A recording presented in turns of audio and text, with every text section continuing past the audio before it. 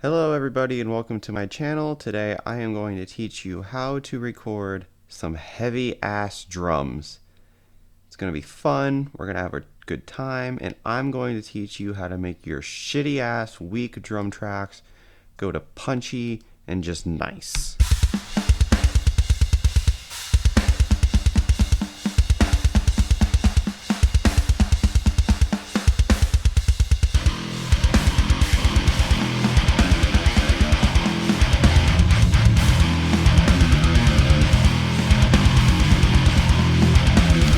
Cool. So,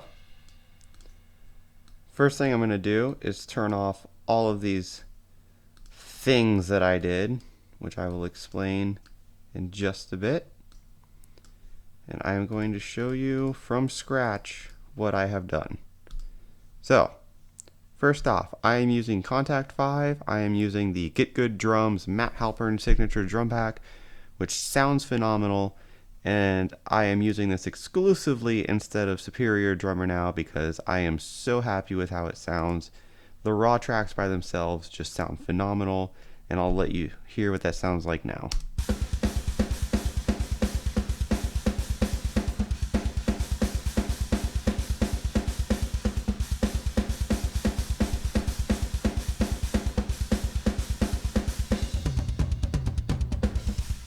It may be a little bit quiet just because, as I was mixing, I had to turn down some of the faders, but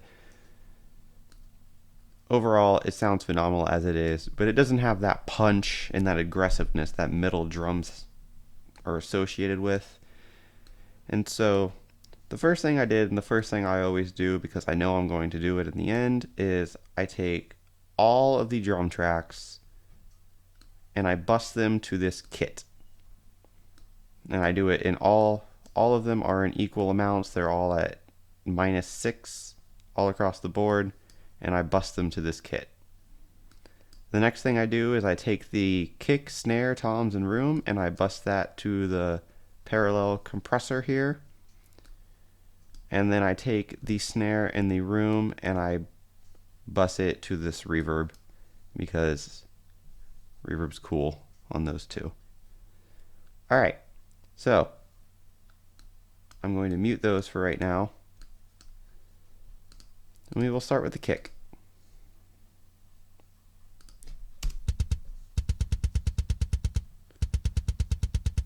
It sounds good, but it doesn't have much punch or attack to it.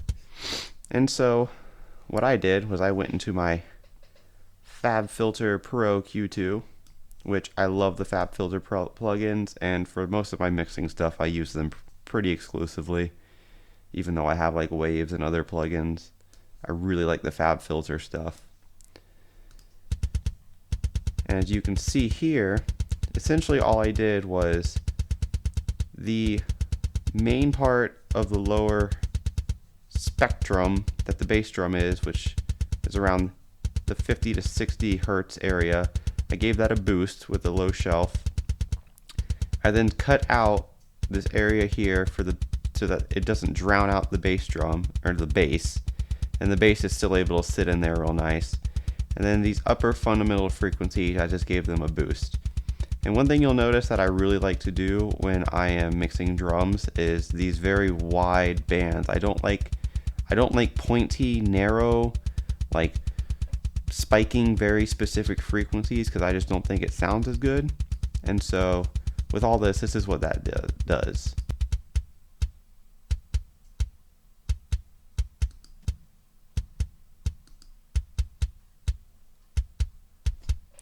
And so as you can hear, that by itself gives it a lot of punch and it helps it cut through the mix a lot better. The next thing I do is I add a compressor here.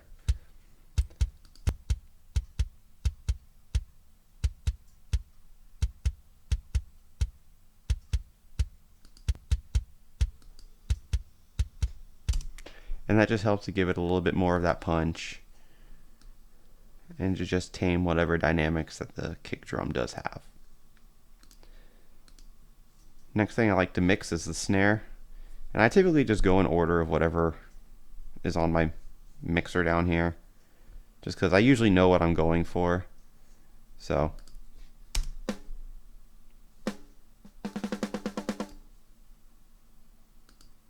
Now what I did with the snare here is, again, I boosted some of these lower fundamental frequencies and the upper fundamental frequencies. And this dip that you see here, this was some really annoying ringing that I heard in the snare drum, and you may be able to hear it. I really didn't like it. And once I turn this on, you'll hear that dip away.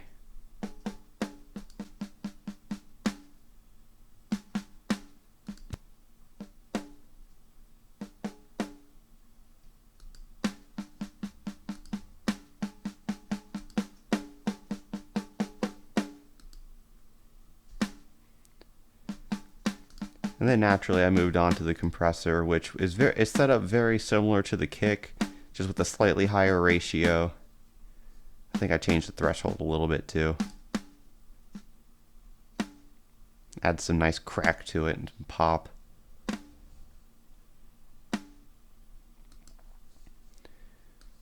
Next thing is the toms, which fortunately this song has this intro that incorporates pretty much all of the toms. And what I like to do with the toms is I EQ them in a way where it sounds like you're just hitting them hard as shit. And so I, again, boost some of these fundamental frequencies in the lower and upper. This one, you'd think it would conflict with the bass, but it doesn't as much as you'd think, because the bass is really sitting in the 100 to about 180 hertz. So this is pushing it kind of close, but I find that boosting it around 90 to 95 makes it so that during these, you know, your big tom fills or during bridges and whatnot where the toms can be pounding, the drums not there, the bass isn't going to get drowned out by anything. And then I take away some of the mid tier and boost the highs again, just to make it sound like you're hitting the toms hard as shit, because that's just what I like.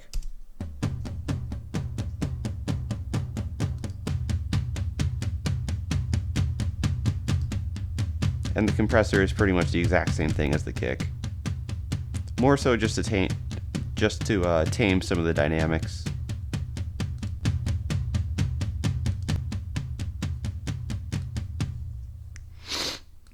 Next thing I did is the overhead. And the reason I skipped these is just because they already sound good. There's nothing going to this one, and these already sound good, so I don't really bother with them. Sometimes I might do a little bit of like very specific thing to the hats if they're a little bit too chimey, but for the most part just some fader volume control does the trick. So move on to the overheads.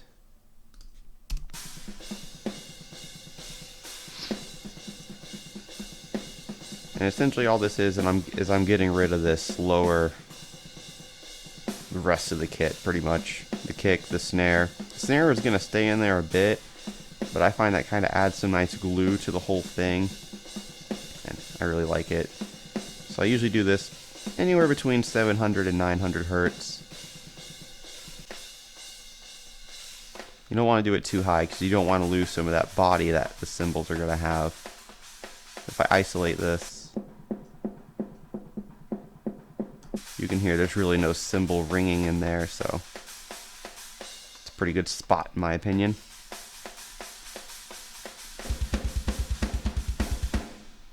Next is room, which in my opinion, getting the room mic correct in your drum mix is probably one of the most important things to the entire feel and the entire impact that the drums are going to have. Because this is where your drums can either be muddy and the whole mix can just be clouded with a bunch of shit, or it can be tight and powerful and can really just add that extra drive and power to your entire track. So getting a good room mix is essential in a good drum sound, in my opinion. And so what I do to go about doing it is I usually cut up to about 900 hertz just because I don't want muddiness, but I do want just a little bit of what will be the snare and toms and kick, mostly the snare, and then the cymbals there for that nice glue, and then a compressor just to bring everything together. Just a little bit of dynamic control, which actually FabFilter here, I actually use their subtle dynamic control preset just because I like it. It works. Deal with it. And so once all that is said and done, this is what our drum mix currently sounds like.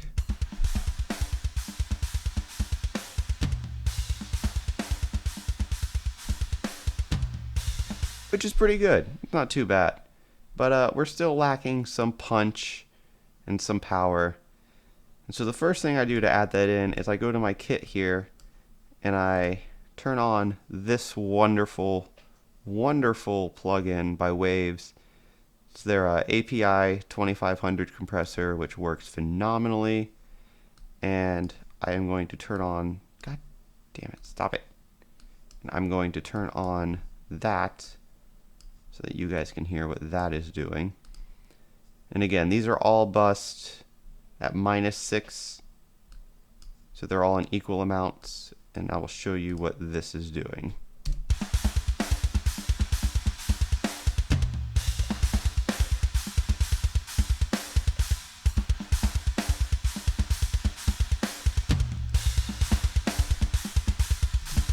As you can see, it's kind of our first little step in adding the punch and aggressiveness to our entire track.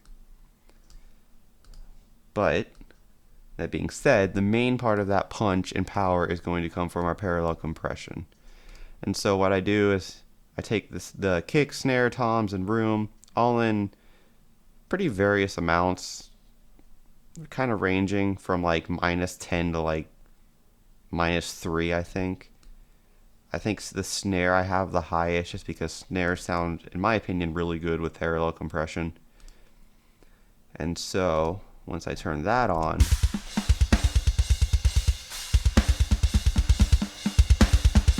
and the reason the limiter is there is just to kind of tame the snare a bit, just so it doesn't fuck up everything.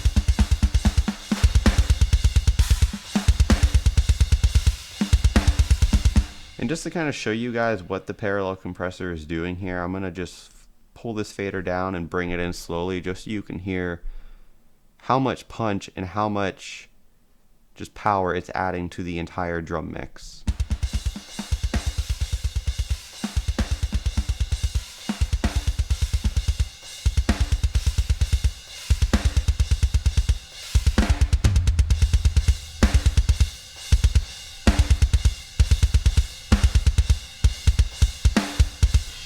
As you can see, to the kick, it's kind of making it more of a pillowy kind of punch and not this just like really sharp attack. It's making it more pleasant on the ear and while still retaining a lot of the punchiness.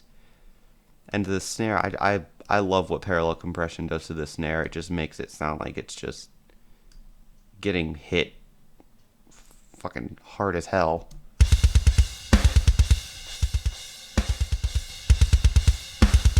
Pretty cool.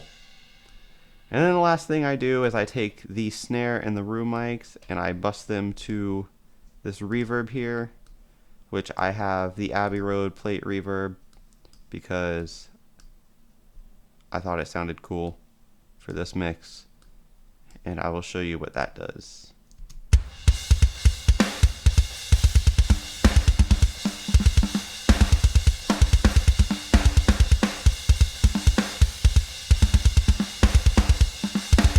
Just adds that little bit of extra sustain, mainly to the snare, just so it can punch through a little bit more and kind of hold on a bit longer. And so with all of that in the mix, once that is all done, I like to go back and see how it sounds with the individual instruments to make sure there is nothing being drowned out. You know, the bass isn't conflicting with the kick, the wall of guitars aren't smashing down on the snare and toms and all that. And so with the entire mix, this is what it sounds like.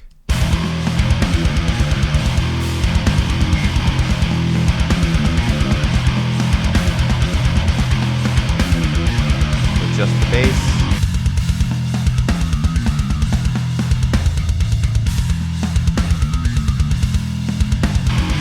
Without the bass.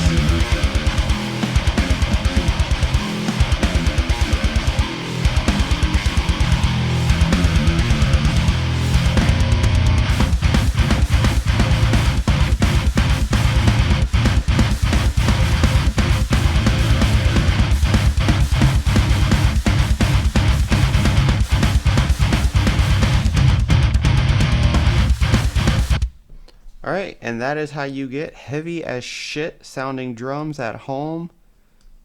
And you do not need to have expensive plugins to do all this with. I'm using a bunch of FabFilter ones, which, yeah, they're a little bit nicer, but you could honestly do the exact same thing I just did with some of the stock Logic plugins, because all I really did for the most part is just EQ and compress everything and add a little bit of reverb to some stuff. Other than that, I really didn't do anything crazy. There's no like single plugin that a regular person wouldn't have access to. I used a limiter one time, which is just a hard-hitting compressor. So even if you don't have nicer plugins like this, you can easily do this with some of the stock plugins that you have. So if you guys enjoyed this video, please give it a thumbs up, subscribe. If you want to see more videos like this, let me know, and I will post tutorials on how I do my guitars and my bass, and my mixing that I do changes all the time, and so just stay posted, and I'll probably do another drum update or whatever, as I learn more things and learn how to do better with the mixing stuff. I'll post about it, and you guys can learn from it and go not sound like shit. So thanks, comment, subscribe.